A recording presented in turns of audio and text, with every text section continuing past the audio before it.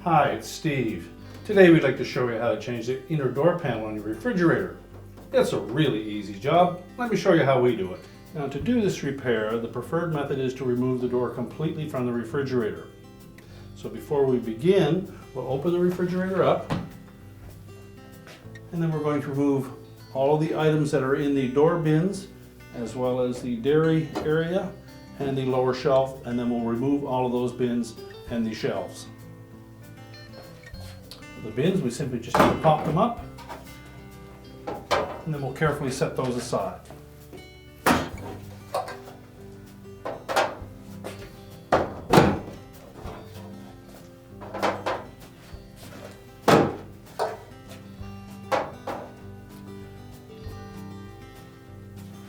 To remove that dairy door, we're simply going to press in on one side and pull it away from the projection on the inner door liner and set it aside.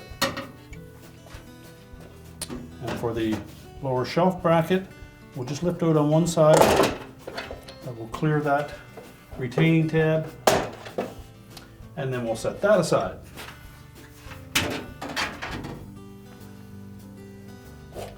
And we'll close the door back up. And then we're going to remove the hinge cover and then remove the two retaining bolts that secure that upper hinge to the cabinet. The hinge cover just pops off. Just set that aside. So you need a 3/16 socket to loosen those two hinge bolts. And then you can use a nut driver to remove them.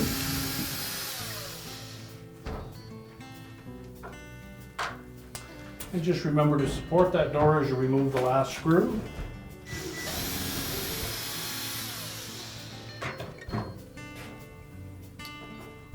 Lift up on the hinge, set that aside. And then we're going to take that door and we'll set it on a suitable work surface where we can change out that inner door panel. You may need two people to remove that door. Just open it slightly, then lift it off the bottom hinge. And now we can do our repair. Now, with the door laying on a suitable surface, we'll just roll back the door gasket, and that will expose the retaining screws that go around the perimeter of that inner door panel. So we're simply going to remove all of those.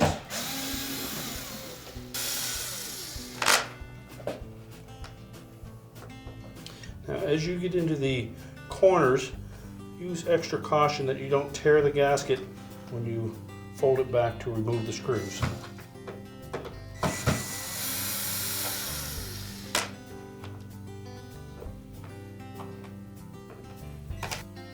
Now that we've removed all of the screws, we can then peel that gasket away from the inner door panel. Just pull it out from underneath the lip of that panel. And then we'll set that gasket aside for a moment.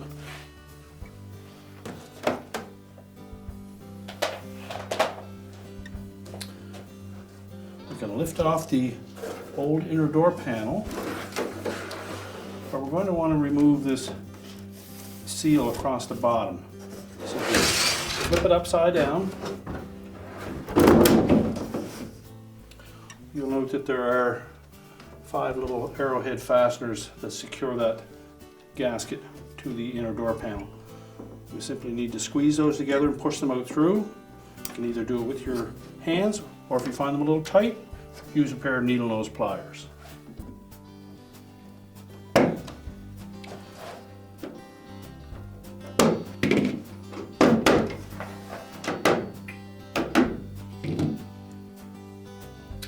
Just remove that whole assembly, and we'll set that aside for a moment until we have the new inner door panel lined up. We can discard the old one.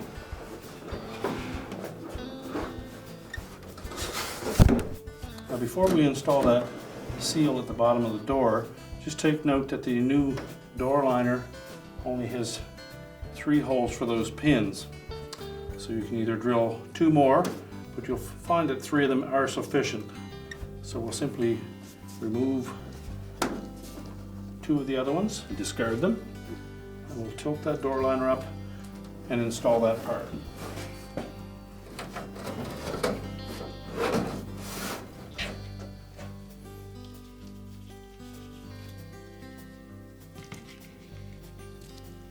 Begin by inserting one of the pins into one of the edge holes and just push it till it bottoms out.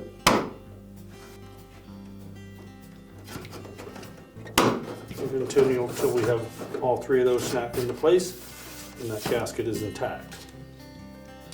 Now you'll also note that on the back side of this inner door panel there may have been some styrofoam blocks. These are not packing, they're actually part of the structural strength of those shells. So make sure that those are firmly inserted into place. Now we'll turn the inner door panel over and line it up on the outer door panel.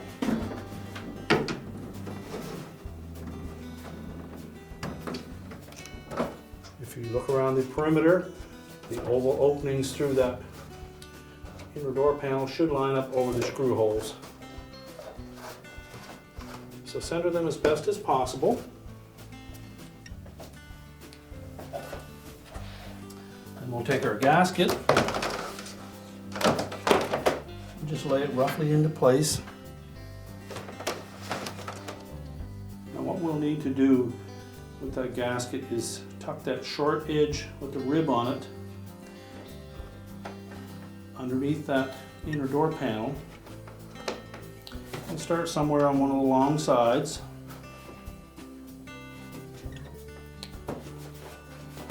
And then we'll install a single screw just to hold it in place.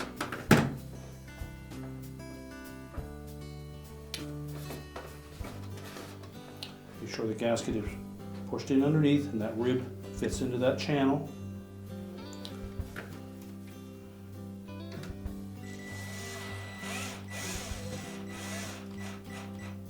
We won't tighten that screw. We need to leave enough room to slide that gasket to be able to fit it in all the way along that edge.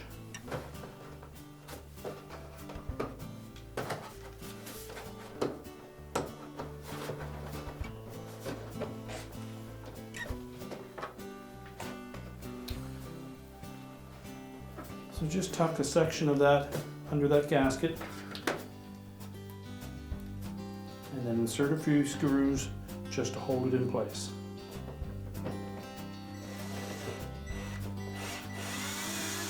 Again, we won't tighten those.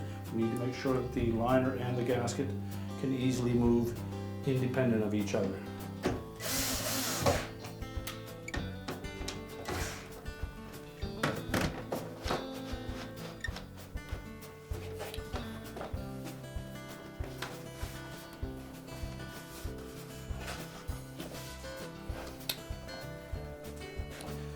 Now we'll also want to make sure that we allow the corners to wrap around before we install any screws in that area. So pull the gasket till it wraps around the corner. Tuck it under that edge of the door liner.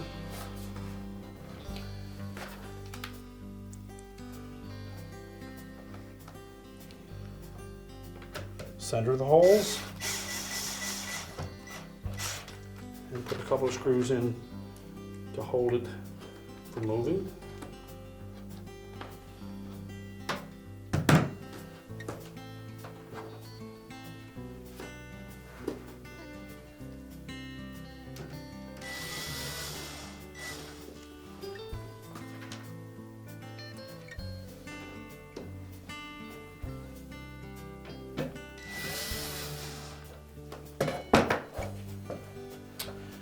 And this one, what we want to make sure doesn't happen is that the gasket pushes out from underneath that liner. If so, you'll need to loosen the screw just enough, tuck it back in, and while holding pressure laterally on it to hold it against that gasket, to hold it against that liner, snug that up.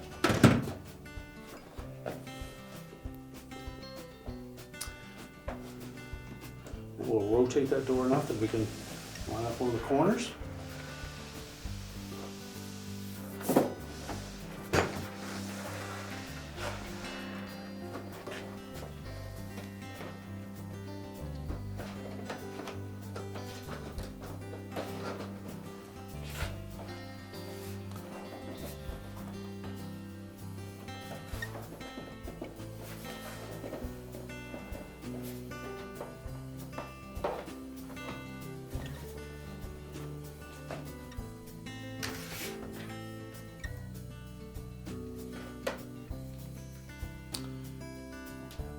Make sure the gasket is tucked in place. And again, just put a screw in enough to hold it from moving too much.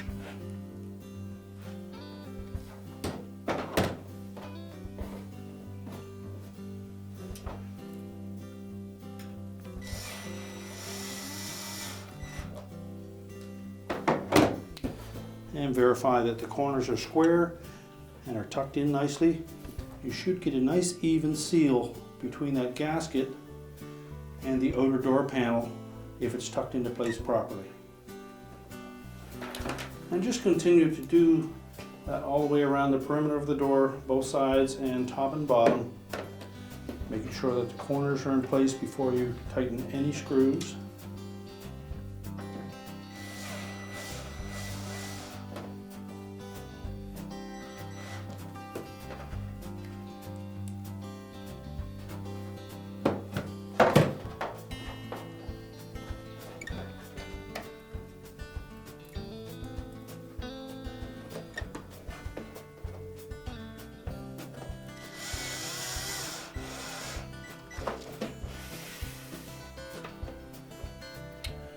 Now, once we have everything square there, all the corners are nice and square, and we've got that gasket tucked in all along the edge of that liner, we can go ahead and put the rest of the screws in before we tighten them. Make sure that we don't have any gasket pushing out. Make sure it's nice and flush with the outer door panel, and then snug them all up.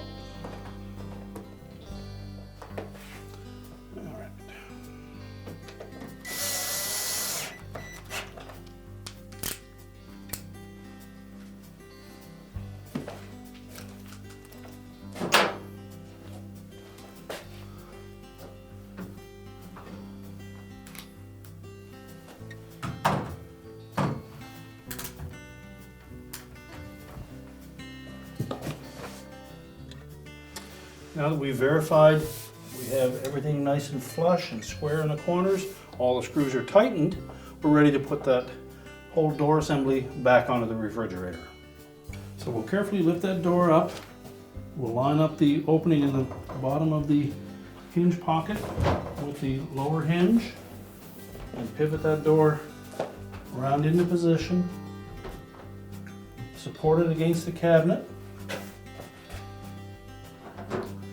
Take our upper hinge, fit it into the door, and then line up at least one of the screws with the opening in the top of the cabinet.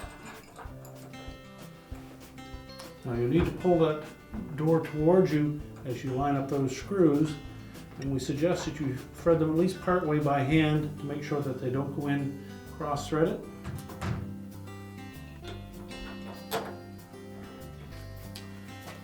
And we'll tighten those up.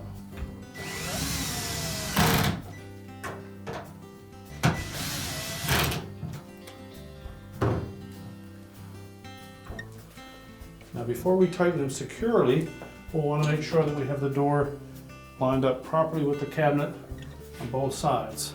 You may need to push it left or right to have it centered properly. Once you have it straight, we'll tighten those bolts. Use your ratchet and socket to make sure they're nice and secure.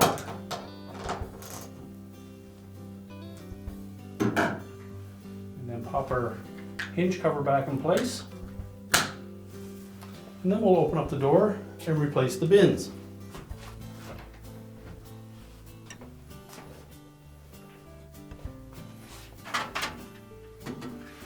We'll begin with the lower shelf bin. You note that there are 2 slotted areas that will fit over these tabs.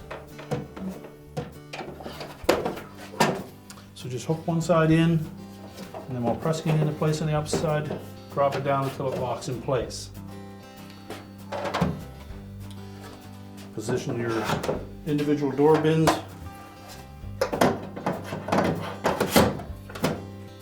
Press them down until they lock in with the tabs.